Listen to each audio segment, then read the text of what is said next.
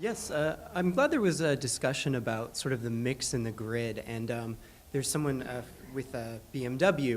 BMW is now currently pairing some of its vehicles with what are known as renewable energy certificates, or basically a way in the market to track renewable energy, and you have solar on your house as well. From the consumer side of things, have you found that the companies have approached you at all with that, looking at charging your car with 100% renewables, or just deal with what you have in the grid? And as a consumer, would you like to see something like that in the future?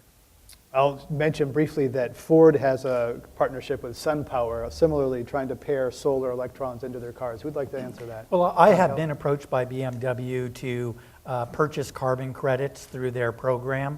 I have not yet chosen to do so.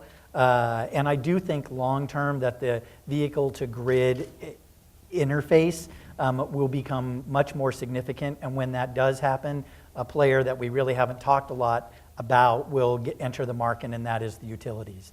That they will actually be much more interested in controlling the charging sessions, and setting more baseline prices for those people who choose to participate with them, because managing the grid is their business, and EVs definitely add a factor of X to that.